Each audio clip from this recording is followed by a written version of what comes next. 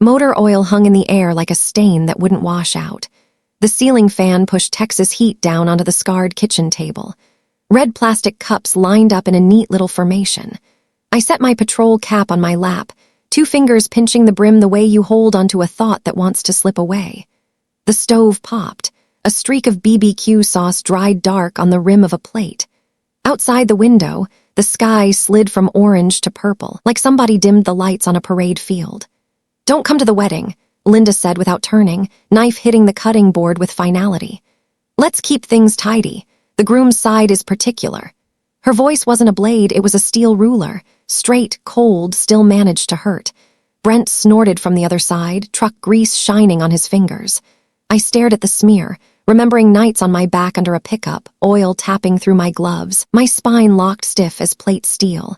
I'd kept that garage breathing through a chokehold, pumped in soldier pay and leave time until it could inhale again. Today I was just the smudge that would ruin their wedding picture. My jaw clicked tight, then released. The Army trained my body to hear certain sentences as orders, not verdicts. "Roger that, ma'am," I said. The room paused. Brent laughed. "Rowan's doing the soldier bit again." I wasn't joking. I was switching my selector from burst to semi, one small movement that changes how the whole weapon behaves. Linda finally faced me, cheeks flushed with the righteousness of a good deed. "I knew you'd understand. It's a happy day. Don't make the family look messy." The word hit the table and flattened like a coin under a tire. I scanned what used to be mine. The wrinkled dish towel on the chair, the silver sea salt tin, the chipped plate rack, and saw props laid out for play I no longer had a role in. Calm rose, the same calm as a duty room nightlight. I took a drink of cold water so sharp it hurt. That little sting let me run a systems check. Breathing, pulse, posture. On post, after an order, I always do that. Quick scan, then execute. Here, same thing. Scan the family terrain, assess risk, pick an exit. The part of my brain that used to swing a hammer started opening invisible folders. Venue, band, photographer, cake. I remembered the clauses because I'd sat at this table and built their payment timeline, color-tabbed the files, clipped the receipts, arms room neat. I remembered Linda cooing, "Brent, you're so good at this," while he nodded at an Excel I'd pulled up. I smiled, this time for me. "Stay on post and rest," Linda added like she was granting me something. "Keep things clean." Clean made me want to laugh. In the motor pool, clean means degrease log label. Here, clean meant erase me. Fine. Clearing a minefield is a kind of cleaning too. I could make things clean my way, pick the right charge, cut the right wire, make sure nobody explodes, including me. I leaned back, leather belt creaking against the table edge. Out of nowhere, I was at Fort Jackson again. Graduation day, glass-clear sky, me throwing my cap and catching it by myself. No applause, didn't need it. What I needed was the road ahead and a pack that sat right. Some absences don't break you. They teach your spine to stand up on its own. "Are you listening?" Linda's eye twitched.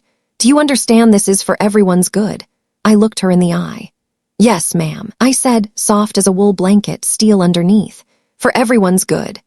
I handed her the exact phrase back and put a period on it in my head. Order received. Alternate plan engaged. When dinner ended, I stacked plates in the sink. Hot water steamed my hands red. A strip of burned-on sauce finally peeled free, and I thought of old customer names from the garage, stains you scrub forever. By the last fork, I felt lighter. Not the hollow kind. The kind you get when your feet know where they're going. "I'm heading back to base," I said. Linda nodded, lips pressed thin. No hug. I didn't ask. Sometimes a hug is just a pat down, and I had nothing to declare but silence. Outside, the front yard was as dark as fresh asphalt. Fireflies blinked like a busted AM radio playing country. I opened my Tacoma, set the cap on the passenger seat, sat straight. Door shut. The world sealed like a post gate after hours. Engine on, hands on the wheel. In the rear view, the yellow house held still, a framed picture. Ahead, the road to Fort Cavazos lay black and honest. I eased out, then kept it steady. Sodium lights washed the lot. The guard nodded when I swiped in. Crossing that gate always feels the same. Inside the fence, I have rules, rhythm, mission. In the barracks, I hung my cap, unlatched my boots, felt warmth spread through my feet. I pulled a fresh stack of folders from the drawer, sticky notes, a highlighter. On the first page, I wrote, Operation Counter Orders, 3 bullets under it, 1 for each vendor. This wasn't revenge, this was logistics. I wasn't wrecking a wedding. I was putting things back where the contract said they belonged. Do the army thing, read the ROE, hold your distance, choose your lane, don't waste ammo on noise. My phone buzzed. A battle buddy. Hank's doing BBQ this weekend, you in? I leaned back and actually laughed. Hank, retired first sergeant with a place called Hank's Pit by the highway, always kept a chair in the back for soldiers with light hands and heavy heads. I'm in. I'll bring bread, I typed. A backyard where the smoke rises like prayer and people speak mission, yeah. Sometimes family isn't where you're born. It's where you show up, sweat, and get called by your name. I labeled each tab, ran a finger down the crisp edge like the dry little rasp it made. Wind tapped the window like a knuckle, time to plan. I exhaled long and even, order acknowledged. Roger that. I won't show up where I'm a blot of ink. I'll show up where I'm the line. Tomorrow, when Texas sun climbs, I'll start with one list, one call, one email at 0600. No drama, just precision. Graduation morning at Fort Jackson was colder than I'd planned for. Mist wrapped the parade field like a thick blanket. Bleachers were a patchwork of windbreakers and little flags wagging in Mom's hands as they cried happy tears. I stood in formation, shoulders square, eyes front, every cadence hit like a knuckle wrapping along my spine. When we marched past, I cut my eyes to the Carter section, just empty seats. I'd saved 2 tickets in a labeled envelope, wrote Linda and Brent in big marker. Both tickets were still in my chest pocket, like stamps nobody ever licked. A drill walked by, gave me the smallest nod, the kind you earn when you learn to stand tall without somebody propping you up. I nodded back, silent yes, drill sergeant. Caps went up, the sky cracked open blue for a heartbeat. My cap dropped right into my hand, landing on the seam like it had homed in. I smiled to myself and hit the souvenir table, bought a coin that said victory starts here. The lady at the register, a retired type with old pins on her vest, slipped me a tiny flag pin. For your mom. I put it in my pocket. The poke of the pin was a good reminder. Some days, folks don't show up. The day is still whole. On my first block of leave, I flew to Texas with a light ruck and a to-do list heavy as lead. Hargrove Auto was breathing shallow. Peeling sign, compressor complaining, a debt ledger held together with rubber bands. I hung my cap, pulled on gloves, and slid under a pickup like crawling into a lazy animal's belly. Oil tapped like a leaky metronome. Warm metal and grease climbed my throat. Army girl can do that? A neighbor chuckled. No malice, no need. I tightened a bolt until it gave that perfect little click that tells you the world is aligning. Brent strolled past, tossed me a gracious, good job. At the till that evening, Linda gathered invoices and said, box cutter in her tone, I'll hold on to your army pay so you don't waste it. Think of it as a stipend. The word stipend sat on the table like a rock. I swallowed it. I don't argue with grease on my hands. Arguing with dirty hands just makes everything slip. That night on the sunken sofa, ceiling tinted a tired yellow, I lay there watching numbers march across my mind, due dates, regulars, shortfalls. I thumb-drew a ghost spreadsheet on my phone, revenue, costs, leaks, the kind where money disappears for friends. In a PX notebook I wrote, kill random discounts, add customer ID, post a real price board. Next morning I quietly printed a clean rate sheet, underlined safety torque check included. Linda praised how clear it looked, then turned to Brent. My boys got the head for business. I stood right there and watched the compliment land on a shoulder that hadn't carried it. Didn't hurt, just numbed. Back on post after PT one evening, I sat on the DFAC steps with Davis, my Ohio buddy who rationed gummy bears like ammo. He flicked his eyes at the fresh badge on my blouse. Rowan, if you keep filling gaps, people will decide those gaps belong to you. When it's time to take credit, they'll carry your work out with their name on it. Don't be the gap filler forever. I laughed. I'm just helping when I can. He chewed, wrinkled his nose. Help all you want. Put your name on what you do. Not everybody's team. The next leaves all blurred the same. The garage, the storeroom, polite debt calls. Nights Linda hunched at the kitchen table counting quietly. Once I suggested swapping a busted belt early so a customer wouldn't break down on the highway. Brent blocked it. Let it blow later, they'll come back more revenue. I looked to Linda. She stroked Brent's hair. He studied business. I saved my breath. I don't fight to win the minute. I write things down. Receipts went into a folder. I lit the invisible leaks with yellow highlighter. Back on post, I bought more colored tabs at the PX, sorted my own papers the way I sort my head. What has a name and what doesn't? Who said it and who did it? Where I belong and where I'm merely tolerated. One humid noon, Brent brought a stack of brochures from a local wedding venue, asked me to look it over because you're good with words. I sat under the ceiling fan and read the tiny print, marked cancellation windows, non-refundable deposits. I explained each line, Linda nodding like a bobblehead, then smiling at Brent. You're so sharp. I set the pen down and gave myself a thin smile. I didn't need thanks. I needed them to read the words, but they only read their names. For the first time, I snapped photos of the contract pages and emailed copies to myself, habit that would later pull me through a different kind of smoke. At the end of a leave, I packed my ruck. Linda leaned in the doorway and said it like small talk. Rowan, if you can come home earlier next time, I've got things I need you to handle. This garage has to pop or it dies. You're handy, and a soldier, disciplined. I heard the word soldier slide across the wood and leave a shine. In my inbox, a PAO short course invite in D.C. The kind I'd wanted since sweat-stained PT mornings. I told Linda, text me the dates. She smiled. You're such a planner. On the hop back to base, I flipped the victory starts here coin in my palm, cool edge kissing skin. Winning doesn't always look like trumpets. Sometimes it's a person strapping on gloves, crawling under a chassis, doing the job right, then rolling out so someone else can pose with the smooth-running truck. I wondered if the day came to do more than wrench a bolt.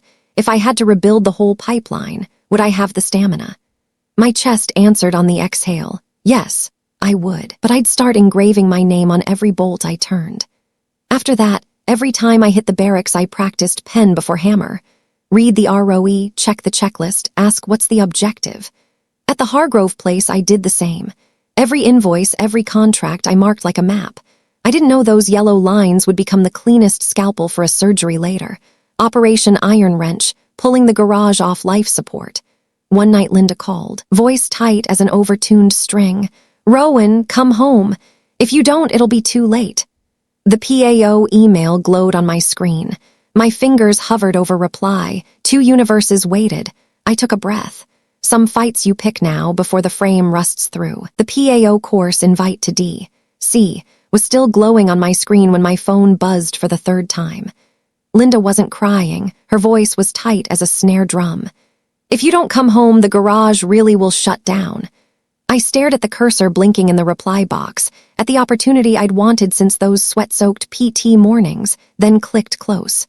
In my notebook, I wrote, Operation Iron Wrench. Objective, 60 days to pull the garage off life support, steady breathing, stable cash, and forced discipline. Day 1, I showed up at first light.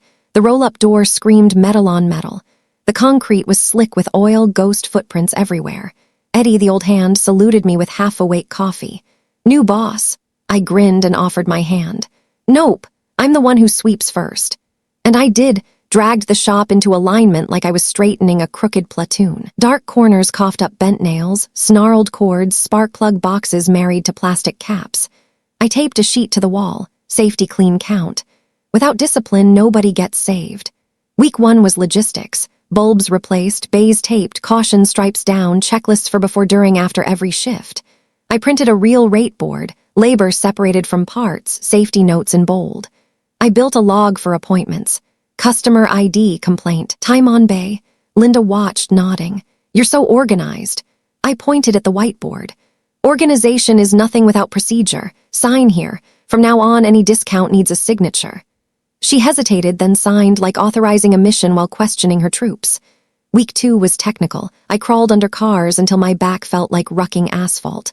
Oil, filters, balance, timing, brakes, everything in order. I made Eddie wear iPro and quit saying, we'll handle it tomorrow. Tomorrow is a kind of debt. The shop couldn't borrow it anymore. I built a roadside kit, jumper leads, pre-aired spare, jack, a 1-page how-to. I dragged Brent on a tow so he could see what customers need besides a bill. He took a selfie in front of a dead truck with the caption, Chinese letter, Chinese letter, Chinese letter, here to save the day. I held my tongue. Back at the shop, I wrote in my notebook, don't let rescue become a stage show for someone else. Week 3 was money. I combed the ledger and made collection calls with a locking bolt tone. Mr. John, truck running okay? We cut labor last time. This time I'll need payment on the date we agreed. I built a cash flow board and sealed the leaks. No cards without ID, no friends and family IOUs without a receipt. Linda sighed when I shut down the buddy discounts. You'll hurt feelings. We're bleeding out first, Mom. I didn't raise my voice. I just traced the slope of a plunging line. Week 4 was brand. Fresh sign, white with black letters, simple, clean. Photos of a shop that actually looked ready for work, posted with hours and a line that read, "Safety first, speed second, both matter." I swapped a free logo from a buddy at the unit for a plate of brisket at Hank's Pit. Customers started coming steady. Mrs. Green hugged me at the counter. "Honey, watching you work makes me feel safe." That sentence scrubbed a few old stains from my hands like hot water over grease. When we finally turned cash flow positive, I called a family meeting. Whiteboard behind me, I briefed like an op-ord. Process, cash, inventory, return rate. This is the map from barely surviving to stable. Brent leaned back, twirling keys. "Great ideas, Rowan. Long-term we need vision." Vision buzzed in the room like a fly. Linda's eyes shone. "Wonderful. Brent, you'll take it from here, you've got the business mind." I stood one step back like the person who pushed a truck over the hill just as someone else jumped in for the scenic photo. Heat rose in my chest, then flicked off. Shock won't kill you, numb will. I signed the SOP as the drafter and stepped aside. "Your call," I said, voice flat as calm oil. After that, Brent paced the shop like an owner. He emailed vendors, CCing me, bragging about model refresh and profit optimization. I recognized my sentences wearing his cologne. I didn't argue over words. I checked fire extinguishers, tagged every tool chest, snapped date-stamped photos. Maybe I couldn't staple my name to the sign, but I could stamp discipline on everything I touched. That's how I leave a mark, not for applause, but in case I ever have to pull the right pin. One noon, Linda slid a stack of wedding venue pamphlets over, wanted another set of eyes. The contract's tiny print read like addendums to the ROE. I ran a yellow highlighter through cancellation windows, non-refundable deposits, force majeure reply times. I filed everything into tabbed folders, venue, band, photo, florist, catering. Linda got copies, the originals went in the lockbox. She beamed. "Thank God you're here, Brent." "Yup," he said, tapping the tabletop like a garage band drummer. The tapping thudded my sternum. Not pain. Reminder, don't let noise set the tempo. Quarter's end, the numbers stood straight like a squared-away formation. From ICU to recovery, half the tubes out. Linda invited the clan to a little party for the new vision. Brent gestured at slides he'd essentially inherited. "We've repositioned the brand, standardized operations, expanding our base." I rinsed in a Knox tray, cool water over warm hands. An aunt touched my shoulder.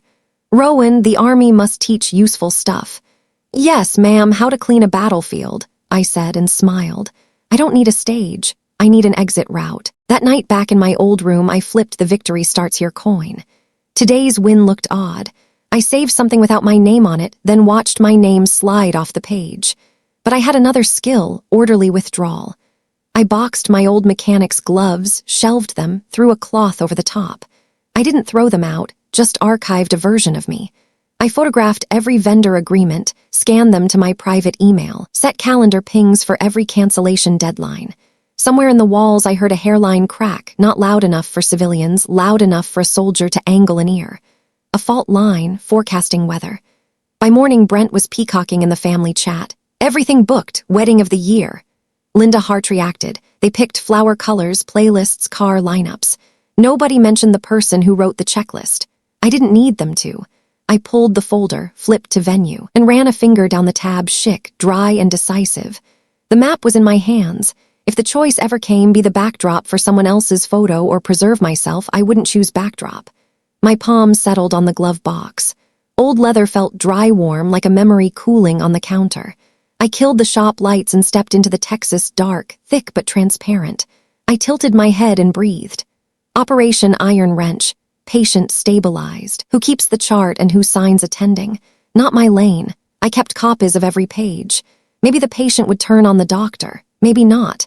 Either way, I had the protocol if another surgery came due. Somewhere a truck hummed by.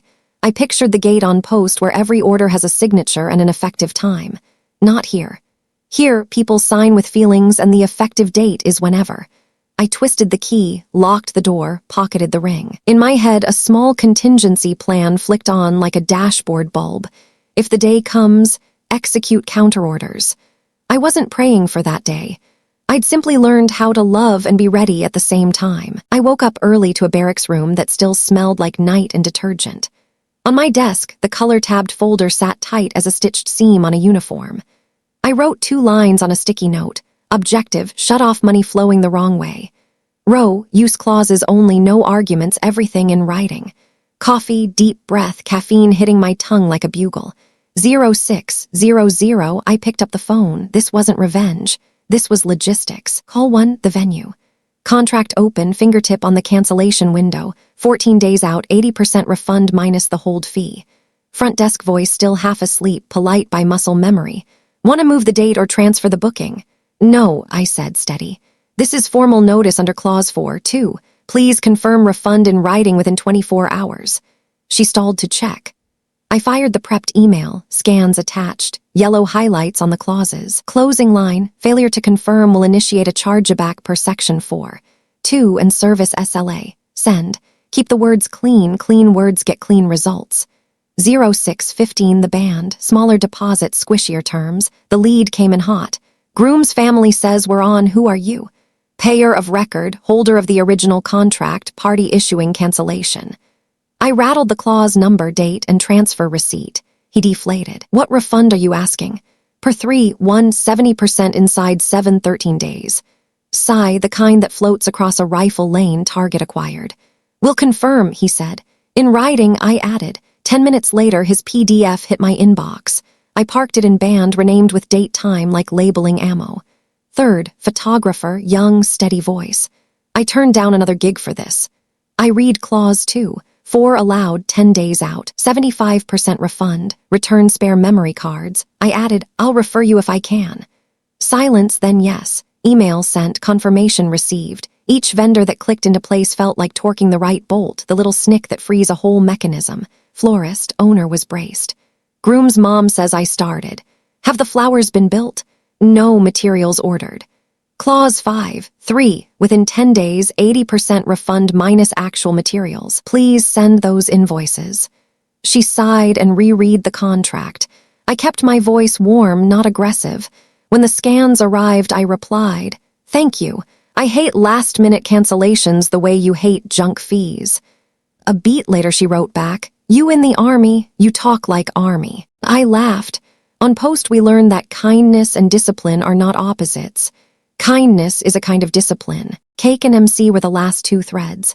Bakery claimed the pans were already set, 60% refund. I checked the invoice and found a mystery rush fee. I typed slow. Rush fee isn't in the addendum. Please remove it or I'll dispute with the bank and attach our call log.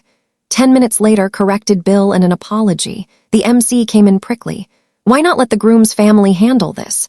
Because I already did, I said, voice flat as plate steel. Now I'm closing it out per contract. He grumbled, but the cancellation terms boxed him in. I closed, saved, snapped the folder shut. By noon the desk was clean, email confirmations lined up like a squared-away formation. I took the equity withdrawal receipt from yesterday and swung by the bank to prep a cashier's check for any slow disputes. Slipped that into finance. This ran like a TOC, everything with an ID, a channel, a timestamp. Not a single sentence I wrote included, because Mom said or because Brent wants. Only clause, sign date, window, refund rate.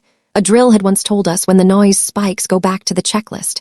First text missile came from Brent. What are you doing? Screenshot, filed in evidence. I replied, canceling under the terms you signed. Confirm via email. He called immediately. I didn't answer. My ROE was clear, no phone fights, written record only. Then the flood, ruining the wedding, jealous, bitter. Linda piled on. Stop it, Rowan, I'm ashamed in front of everyone. I put the phone down and exhaled. Noise wants to pull you into the spin. I don't spin. I log. I pulled an old pair of mechanic's gloves from under the bed and set them beside the folder. They reminded me of nights under a frame, where only order and torque matter. Pen out. I built a summary board, who confirmed, refund percentages, timelines to clear. Outstanding follow-ups. I emailed myself a sitrep, subject line counterorder sitrep, so the entire battlefield picture lived one scroll away. Last line, no forwarding to family, no explanations, no permission. That afternoon I swung by Hank's pit to grab the brisket I'd promised the team. Pecan smoke wrapped me like an invisible blanket. Hank took one look and read me like a squad leader who's led people over long hills. Rough, he asked. No, I said, just work. He nodded, half grin. Keep your distance. Don't let him close the gap. In CQB, distance is life. In family fights, distance is clarity. Back at the barracks, I took a long, hot shower, threw on a tea, sat down again. Band tab, confirmation landed. Venue, refund schedule posted. I circled lines like marking targets down. Texted the duty team, I'll be in early tomorrow. The best way to keep your head is to keep your hands on the right tasks. The phone started rattling harder. Brent pushed screenshots from the Family First group. Rowan's a traitor. Rowan broke off her engagement. Bonfires of bad guesses. Screen off, face down. Evidence open, files in, time-stamped. Noise becomes data when you put it in the right folder. I typed a note, no replies, no explanations. Continue plan. Night dropped. Post quieted like a range after ceasefire. I stood at the window, sodium light dusting the lot, wind rubbing the trees. Tomorrow a vendor might double-check or the bank could ping me. I was ready. Drawer open, folder back in place. The dry edge brushed my palm, real and unblinking. Lights out. Phone lit again, not a bank alert. Brent, touch my stuff and you'll regret it. A chill went through, not fear, the caution you get when metal kisses metal somewhere in the dark. Screenshot, evidence, tag, threat. No reply. I pulled the blanket up, let my breathing find a cadence. Tomorrow, PT, then work. And when needed, this entire file will flatten into a straight line pointing at one fact. I followed the clauses. My hand found the old glove. Weird thing, it felt warm. Like a coal cupped in my palm. I smiled in the dark. The plan was on rails. Noise could scream. I'd stay silent and precise. By morning, my phone sounded like a radio stuck between stations. Pings crashing into each other, case warming in my hand. The family group chat had been renamed Family First and pinned a photo of me half under a truck from months ago. Caption, if she misses getting her hands dirty, fine, just don't dirty her heart. The comments curled under it like burning wire. Traitor, destroyer, ungrateful. I didn't scroll. I opened the drawer, took out my noise-canceling headphones, slid them on. The world shrank to breathe in, breath out. When noise spikes, go back to the checklist. Step 1 mission. I ran PT, salt dried at my collar, footfalls kept time like a metronome. First sergeant passed, caught my eye, gave the small nod every soldier knows. You're still moving, I see you. I ran an extra lap for that nod. Step 2, money. After duty, I hit the bank, mesquite shades slanting over the steps. In a glass office, I laid down the participation agreement.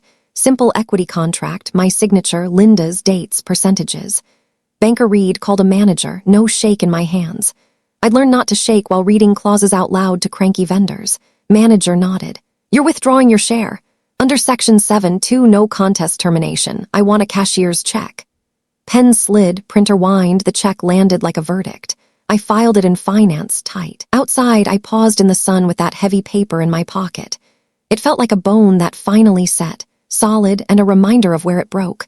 Step 3, paperwork. S1 smelled like toner and fresh reams. Kim, tiny clerk with big glasses, pushed them up. Sergeant Carter, what do you need? DA form for PCS. Calm, like issuing a range command. Tray rattled, form slid out. I wrote it clean. Reason, career progression / unit needs. Gaining unit Fort Wainwright, Alaska, next available movement. Kim glanced over, lowered her voice. Good pick, cold but gorgeous. I smiled. You been? No, I follow the unit page, the light's like a knife. I nodded. I needed a knife, not to stab, to cut static. That night, Linda called. I let it buzz, watched the vibration jump across the table like a tiny quake. Then her text. My heart is broken. You've shamed me. Family asks why I ever had you. I folded the phone shut. In evidence, I typed, emotional blackmail, no response. A minute later, Brent. Touch the money and I'll sue. I sent one line, short as a command, all transactions per 7. 2, all comms by email. Screenshot, file, close. Sometimes silence is how noise reveals the hollow inside itself. Next day, Family First posted a photo of Linda with a hand to her forehead. Heart condition, daughter doesn't care. I looked too closely and saw the sloppy cut line around hair and shoulder. No comment. Screenshot, evidence, tag, bait. I poured a glass of tap water. The chlorine hit my nose and took me back to the post pool, learning to float and breathe under the surface. Static is like that. Flail and you sink. At lunch, the venue called to confirm the refund schedule. I thanked them, asked for an official letterhead and the transaction ID. They They sent it. I pinned every piece to Sitrep, marked objective complete. I emailed myself a daily wrap. It's a habit I keep as tight as my qual. Every fight needs an after-action, even if the opposing force is family. That evening, I swung through Hank's pit. Pecan smoke worked the room like hand signals in orange light. Hank slid me a thick cut of brisket without asking.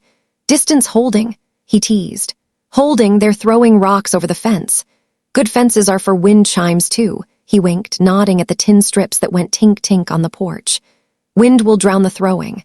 I ate slow, salt and fat, thawing something small and stubborn in my chest. In here, noise turned to background, laughter, tongs clacking, doors bumping. Nobody called me a problem. They called me Sergeant. Back at the barracks, I let the shower run long. Heat unkinked my shoulders. I wrote a short email to First Sergeant. Submitted PCS. If family drama reaches the unit, here's a heads up. I won't respond publicly online.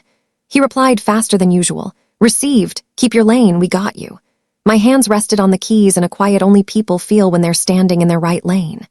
Day +5, bank hit. 1 refund posted. No note from Linda, but a new status. Some people steal the work of the men in this house. I smirked. Work can be greasy hands. It can also be a spreadsheet you rework 23 times or a signature in the right box. I didn't explain. I closed the folder with a clean shick. Day +6, Kim called me to S1. "Ma'am, your PCS is moving fast. Alaska has a slot on the next lift, waiting on the last signature." My heart dipped, light, not fear, like loosening the final bolt and feeling the caliper slide into the tray.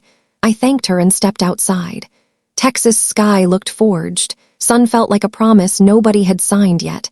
I hung my headphones around my neck like a charm and left them there. That night, Linda sent a wall of text. "You think you're smart. You'll regret this. This house doesn't need someone like you." I didn't answer. I opened a fresh doc and wrote a tiny manifesto to myself. "I'm not noise. I'm the operator. I don't owe people who use guilt like an ATM. I owe myself a disciplined life." I signed it, printed, folded it small, filed it. Sometimes the only paperwork you need is the kind you sign for yourself. Day +7, subject line lit up. PCS approved. I opened it, eyes locking onto the gaining unit, Fort Wainwright, Fairbanks, Alaska. Below it, movement dates, ordinary numbers that opened a window. I searched Fairbanks. My screen filled with snowfields and a sky so blue it looked breakable. I zoomed in on a trail, ice path, thin black trees, horizon sharp as a blade. I printed it and tucked it inside Sitrep. I'd close out the remaining tabs, band, florist, venue soon enough. I left this one open a minute longer, the way you linger by the post gate to listen to the fence chatter itself happy. Phone buzzed, not Linda, not Brent. "Kim, congrats, Sergeant, I'll print your orders in the morning." I texted back, "Thanks, Kim." Then I set the phone down, took off the headphones, and let the barracks' natural quiet flood in. In that quiet, social media foam popped and vanished. I blew out the desk lamp. Darkness draped my shoulders like a freshly laundered wool blanket. I closed my eyes and saw unbroken snow with new boot prints, straight, steady, no hand to hold. Tomorrow I'll start packing my ruck. The day after, I'll start packing out of the noise. The wheels kissed Fairbanks and the door cracked open to a guard who didn't speak, just cold. The air smelled like snow and pine. I zipped my jacket, stepped down, and felt the same focus as the first time I qualified in a winter shoot house. Everything pared back, all excess turning to white breath. On the drive to Fort Wainwright, the trees stood black and thin, sketching a horizon with a hard pencil. Alaska makes lines honest. Cold is cold, hunger is hunger, distance is distance. Perfect. I needed a place that doesn't play with words. First day in, MAJ Alina Ruiz pointed at a map speckled with pushpins. "Carter, you're leading media for this winter exercise," she said, voice clean as a box cutter. "I need a shoot schedule, the core story, unit social content, and a coordination plan with civilians if we run a SAR demo. One SOP, everything inside it." "Roger, ma'am." My notebook filled the way a platoon snaps into formation. Shoot list, PA releases, safe stand points, wind map so the cameras don't die, reporting channels. In the corner I wrote tone, cold but warm-blooded, calm, proud. Make people shiver and still want to step outside and stand tall. My team, Alvarez, camera guy who squints more from laughing than from glare, and Cho, who writes like full auto. We tested gear in the lot, batteries tucked against skin, lens covers, hand warmers shoved up our sleeves. Alvarez flopped into the snow, popped back up, blew a foggy halo. "Sergeant, this cold bites." "Then bite back with clean footage." He grinned and lifted the rig, his viewfinder fogged for a second, then cleared. Out on the training lanes, the winter crew pulled lines, raised tents, drove stakes. Voices carried sharper because the snow threw sound back at us. I marked sun angles, wind slaps, and the trails that would churn to mud when it warmed. The habit came back like muscle memory. See, measure, label, protect. That afternoon, I slid a storyline to M.A.J. Ruiz, open on tent pitching in a light whiteout, cross-cut to a mechanic checking snowcat tracks, close on cracked hands fixing a strap, end with silhouettes returning through the blank, breath pluming like engine smoke. "No melodrama," I said. "Let the snow talk." She nodded, then tapped one line. "Cut heart, stay warm, 2 hallmark, replace with detail." I scratched it out and wrote, "Headlamps shining halos in ice fog." She smirked. "Good, cold, still bright." I like leaders like her, straight, precise, fair. Feedback came with a ruler. Praise came eye to eye. Here, recognition doesn't clap, it clicks. My first free night I found Hank's Pit North by following birch smoke and a warm slide of laughter.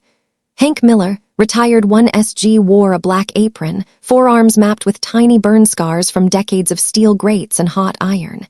He hugged me like a soldier off the range, tight, brief, harmless. "Told you," he grinned. "Summer I come home to Fairbanks. Texas is my winter stop. This is my real house." Over the long tables and busy pit hung a sign, "Hold your line." In Texas, I'd sat in his back kitchen like a drowned cat. In Alaska, I sat like someone who'd cleared the checkpoint and could see the lights. He set down a thick plate of brisket and a mug of hot tea. "Don't tell their story," he said, meaning Texas. "Tell the snow." I laughed, chewed slow, felt good fat melt like a forgiveness I didn't know I needed. Days clicked like meshed gears. Call sheets out early. Risk sticks planted where the ground was ice slick. Alvarez trimmed a notch in his glove to hit record faster. Cho taped hand warmers to his pens so the ink wouldn't die. We set 2-hour check-ins, exactly 11:30 and 13:30. I don't use many time stamps in my life, but those two anchor us as a team. Between shoots, we passed through town. Windows skinned in frost, strings of yellow lights sagging across wood porches, a bell that chimed when doors opened. I learned to walk slower so breath could find my bones, and so my eyes could catch what hot cities blur out. Frost threading a man's beard, a thread from a scarf snagged on a button, dog prints stitched into boot tracks. One evening, M.A.J. Ruiz called me onto the stoop and held up the unit coin, mountains and snow etched on its back. "For making us look like what we are, not what they assume," she said. The ice inside me turned to water. "Ma'am, I'm just reporting truth. Truth needs someone to frame it," she said. "You frame it right."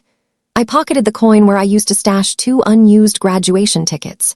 This time it was something nobody could take, a nod from someone who knows the job. Friday night, I dragged Alvarez and Cho back to Hank's Pit North. We fought over trays, learned to slice with the grain, and let Hank narrate permafrost like weather poetry. I joked about weird numbers from Texas pinging my phone. Hank lifted an eyebrow. "Keep your distance, Carter. Distance isn't just meters, it's a border in your head." I nodded. I'd built that border with paperwork, silence, and discipline. Alaska wind did the rest. It walks through, takes the chaff with it.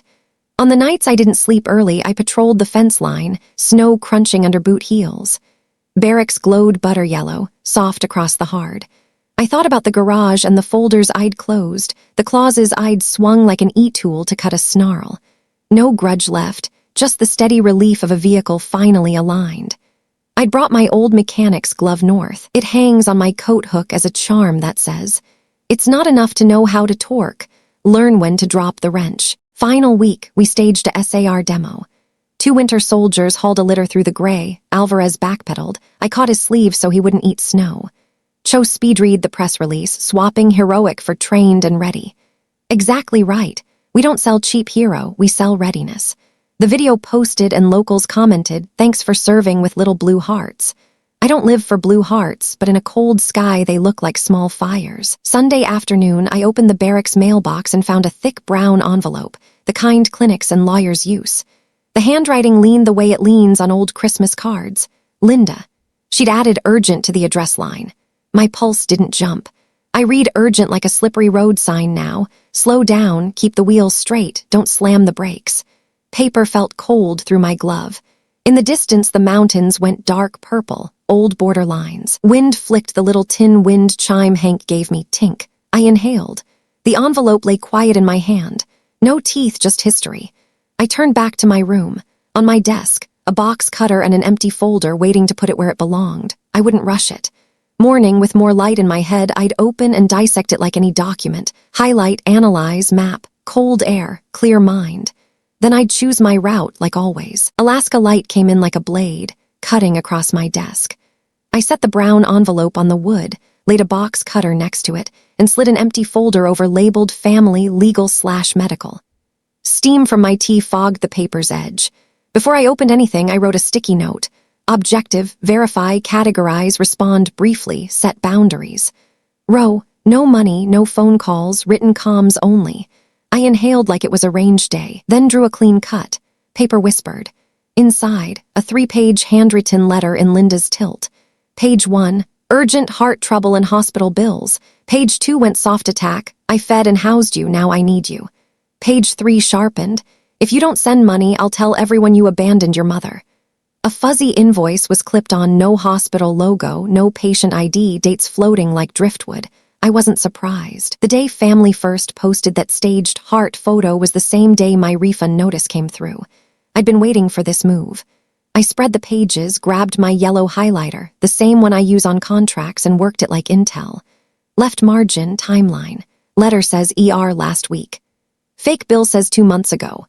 Middle language, I underlined, sacrificed my whole life. Ungrateful daughter. If your father were alive, not medical terms. Emotional ammo. Right, ask. Wire the full amount to this account. Brent will manage for convenience. Red circle. I've held the participation agreement. I know a request that bypasses proper channels when I see one. In the Army, anything that goes around process lives on a different map. Risk terrain. At lunch, I took the folder to Hank's pit north. Birch smoke hung like a flag at rest. Hank Miller glanced at the envelope on the table, then at me. It landed. He asked, voice like coals, no flare, long heat. It did. I handed him the marked-up copy. Hank slid on his glasses and read slow like an opward. He tapped the line about wiring money now. Ambush, he said, no adjectives. Call it what it is. I nodded. A real ambush drags you into close distance with noise and smoke. I took a step back, kept my distance. Ambush rules. Hank quizzed like a squad leader checking muscle memory. I answered like I was back in the pit. Get small, find cover, return controlled fire, exit the kill zone. He grinned. Translate to life. I pointed at my sticky. No phone fights, no running into screams. Respond in writing, clean and short, only through legitimate channels. Hank nodded and poured more tea. Write it, 3 lines. I opened my laptop. Keys felt cool. I drafted a 3-line communique, each line like a deliberate round. I've received your letter. Please have the medical facility send proper documentation, diagnosis, patient ID, itemized bill on official letterhead directly. Any financial help, if warranted, will be considered after verification and sent through proper channels, not to personal accounts. Effective today, I won't take calls or texts about this. Email only. This is my boundary. I read it out. Hank drummed a slow, even rhythm, then smiled. Clean, no over-apologizing, no attack, no gaps. I signed it, emailed it to Linda and CC'd myself, printed a copy, slid it into the folder. The paper made a dry shick that settled my chest like a tight group on a qual target. That afternoon, I checked in with PAO. M.A.J. Ruiz was penciling a calendar in red. Ma'am, quick heads up on a personal issue that could create noise, I said. She looked up, not nosy, risk assessment in her eyes.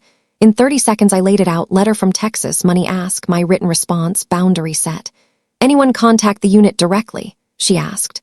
No, ma'am. Good, if they do, send them to me. And Carter, she set the pen down, good boundaries.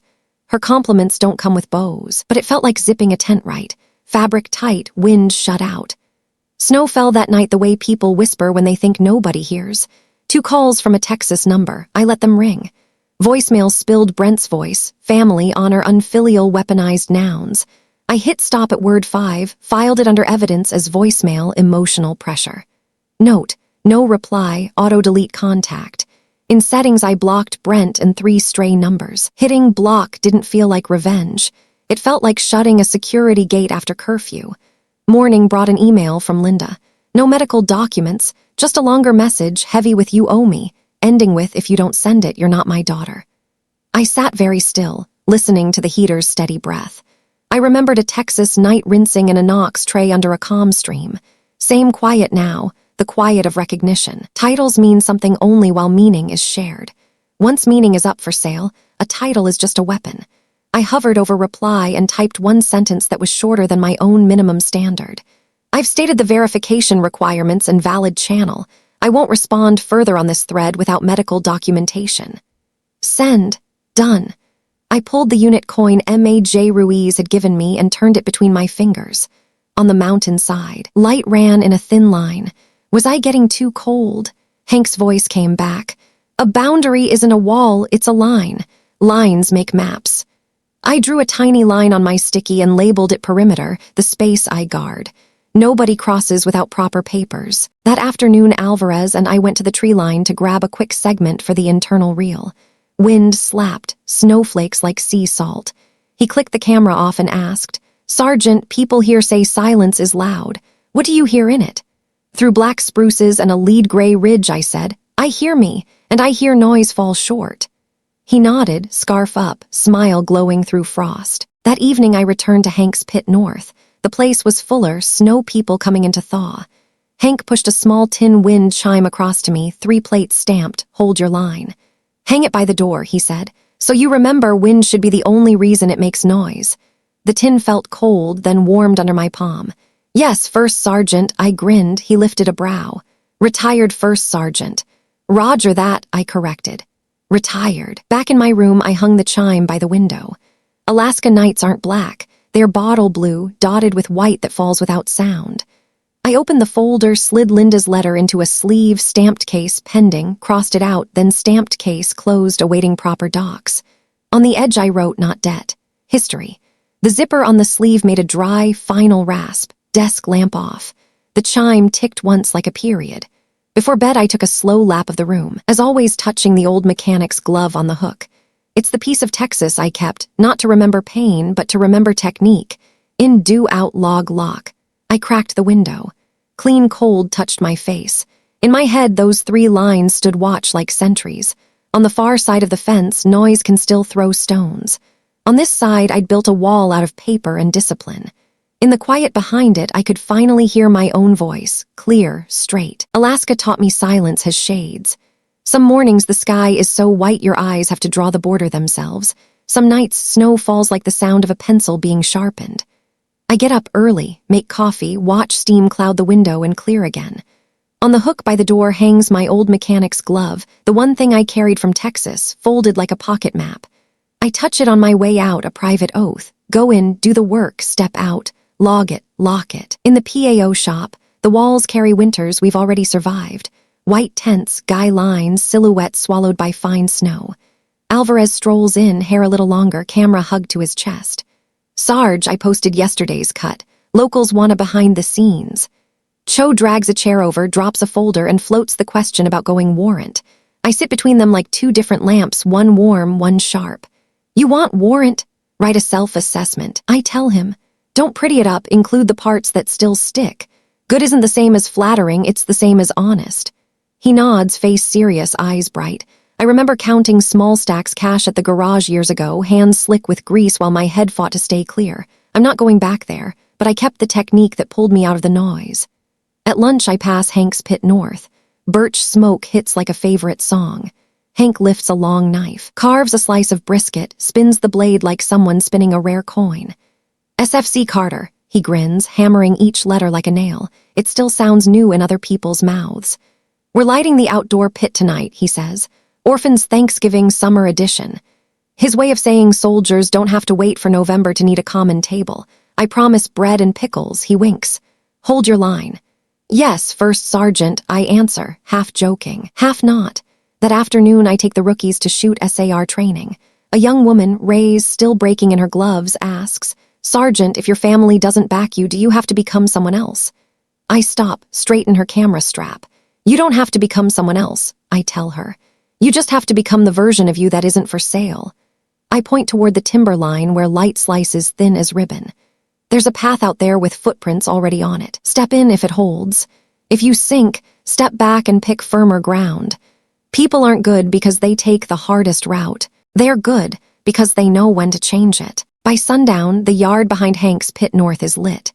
Field stoves line the fence. The hold your line wind chime tinks whenever the door swings. Soldiers who didn't go home for leave drift in heavy coats off, gloves shoved in pockets. A couple of locals bring pies and sunlight smiles. Alvarez cues a playlist that warms the air. Cho cuts meat and counts rhythm like syllables. I make the rounds, pour tea, steady a private's hand while he FaceTimes his mom in Georgia. The screen jitters, laughter comes in little waves. I step back one pace to give him room. No one wrote this into doctrine, but Hank once said, "At the right distance, kindness doesn't turn into surveillance." Mid-meal, Hank taps a spoon on the table, still talking like a first sergeant who never hung up his cover. "If you've got no place to go, this is your spare house. If you've got a place and don't want to go, this is your spare house." The yard cracks up. Faces glow pink in the firelight, a warmth that doesn't need a label. Someone raises a cup to clink. I touch rims with a fingertip and pull back. Perimeter isn't a trench. It's a line that helps the light land where it should. I learned that after a 3-page letter without a hospital logo. While we're cleaning up, a shy private edges over, stammering. "SFC if family texts. You're not our kid anymore. What do you do?" I let him see I know how heavy those words are. "You write one sentence and treat it like a sign on your boundary," I say. "State who you are, what you need, and what you won't accept. Plant the sign, then step back a pace. The people meant to find you will use the gate. They won't hop your fence." Night folds in. Folks filter out. A pucker of snow lingers in a corner of the yard, pale under the light. Hank palms a wooden clip into my hand, the kind that holds recipes by a stove. "For pinning your boundary note to your desk," he winks. I laugh. "Quartermaster of life skills, huh?" He shrugs. I handed out MREs half my career. A paper clip's easy. Back in my room, I crack the window and let Alaska breathe in, pine and ice threading through my hair. On the desk, that old folder is thicker now. SOP, plans, thank you letters on real letterhead. I pull out the self-manifesto I wrote myself years ago. The edges yellowed. Read it slow. Add a new line, folded neat. I choose family by repeated actions, not by blood up for barter. I snap Hank's clip over it and park it dead center on the desk, where my eyes have to pass every morning. An email pings. Somebody in the unit caught the Aurora green silk stitched across ice. I open it, zoom in. The light pours over the white like a whisper that's written down instead of spoken. I kill the lamp. Room goes soft with reflected snow. The wind chime ticks once, not storm warning, just a brush of air. I touch the mechanic's glove. Heat blooms under my fingers like a coal sleeping in the leather. I'm not angry anymore. I'm grateful for what broke, because it taught my hands how to set things straight. Tomorrow I'll take Ray's to the tree line early and show her how to stand and shoot in a crosswind, how to slow her breath so her hands don't shake. Next week, Cho will hand me his warrant self-assessment. I'll cross out the braggy bits and underline the parts he downplays. Next month, Alvarez will lead a short rotation. I'll write him a checklist that says eat hot and charge batteries close to the body. None of that is magic. It's seatbelts. Seatbelts are how people come home. Before bed, I flip my phone and scan the old evidence folders. Everything's quiet. Files, timestamps, case closed stamps. I don't delete them.